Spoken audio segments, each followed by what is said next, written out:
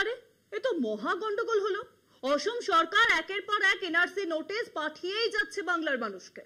কোচবিহারের দিনহাটার বাসিন্দা উত্তম কুমার ব্রজবাসীকে দিয়ে শুরু হয়েছিল এই নোটিশ পাঠানো, আর তারপর আরো দুজন।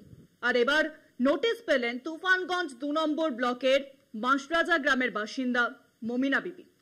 অসমের ফরেনার্স ট্রাইব্যুনাল ধুবড়ি থেকে এই এনআরসি নোটিশ পাঠানো হয়েছে। মুখ্যমন্ত্রী মমতা বন্দ্যোপাধ্যায় কিন্তু এ নিয়ে তার প্রতিবাদ জারি রেখেছেন। কিন্তু বাঙালিদেরও মনে হয় এবার সময় এসেছে রাস্তায় নামার। বিজেপিকে এবার আঙুল তুলে বলতে হবে যথেষ্ট হয়েছে। প্রায় ৪৫ বছর আগে অসমের আগমনী এলাকায় বিয়ে হয় জন্মসূত্রে তুফানগঞ্জের বাঁশরাজার বাসিন্দা মমিনা বিবির। বিয়ের পর প্রায় ১.৫ বছর আগমনী এলাকায় ছিলেন তিনি। এরপর স্বামীকে নিয়ে ফিরে আসেন বাঁশরাজায়। প্রথম স্বামী তালাক দেওয়ার পর পরবর্তীতে বাঁশরাজার অন্য এক ব্যক্তির সঙ্গে বৈবাহিক সম্পর্ক স্থাপন করেন তিনি। প্রথম পক্ষের 2 ছেলেকে নিয়ে আপাতত বাঁশরাজাতেই থাকেন তিনি। অসম সরকার থেকে এনআরসি নোটিশ পেয়েছেন মমিনা। না না, তাহলে আমরা এই দেশের নাগরিক। কোথায় জন্ম আপনার? এই জায়গায়। জায়গাটার নাম? বাঁশরাজা। বাঁশরাজা। তারপরে বিয়ে হয়েছিল কোথায়? বিয়ে হয়েছে আসামে। আসাম। তারপর কি হয়েছে? তারপরে আসাম থাকিয়ে 1.5 বছর পরে ওইখান থেকে স্বামী নিয়ে আসছি। আসি কিছুদিন স্বামীকে সংসার করে খাইছে, তারপর তালাক দিয়ে চলে গেছে। এই নিয়ে 3 বার এনআরসি নোটিশ পেলেন তিনি। এবার এনআরসি দপ্তরে না গেলে গ্রেফতার হতে পারেন, এমনটাই আশঙ্কা করছেন 60 ঊর্ধ্ব মমিনা। তার জন্ম এখানে, তবে কেন এনআরসি নোটিশ, প্রশ্ন তুলেছেন মমিনার ছেলে মোজাম্মেল মিয়া।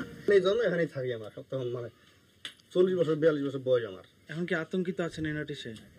হ্যাঁ, তা তো অবশ্যই চিন্তায় আছেন, টেনশনে আছেন। এনআরসির নামে বাংলার মানুষকে হেনস্থা কোনোভাবেই মেনে নেওয়া হবে না, জানিয়ে দিলেন তুফানগঞ্জ 2 নম্বর ব্লক তৃণমূল যুব কংগ্রেসের সভাপতি।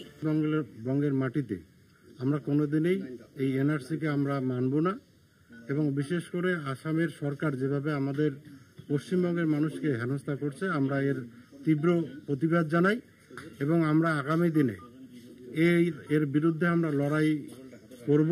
উত্তম কুমার ব্রজবাসী থেকে শুরু, তারপর একে একে এনআরসি নোটিশ পেয়েছেন অঞ্জলি শীল, নিশিকান্ত দাসরা। ভোট আসতেই এনআরসি নিয়ে বিতর্ক ক্রমশই বাড়ছে। প্রথম কথা, আসাম সরকারের কোনো এখতিয়ারই নেই বাংলার মানুষ পূর্ণ বেআইনি যুক্তরাষ্ট্রীয় কাঠামোকে নষ্ট করার কাজ করছে আসাম সরকার, এবং তাকে মদত দিচ্ছে ভারতীয় জনতা পার্টি।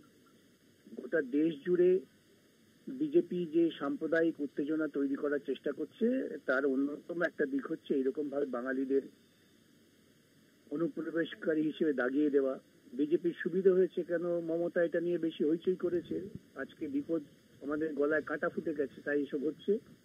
এর বিরুদ্ধে আমাদের যেমন আন্দোলন হচ্ছে মাঠে ঘাটে, তেমন এখানে আদালতেও আসা উচিত। ওখানে যেমন নোটিশ পৌঁছেছে, যদি সেটা কোনো অন্যায় হয়, নোটিশ মানেই তুমি বহিরাগত নয়, তাকে কিছু সাবমিট করতে বলা হয়েছে। নোটিশ মানে বলে দেওয়া হয়নি তুমি আগামী 40 দিনের মধ্যে দেশ ছেড়ে চলে যাও। নোটিশ মানেই আতঙ্কিত হওয়ার কারণ নেই।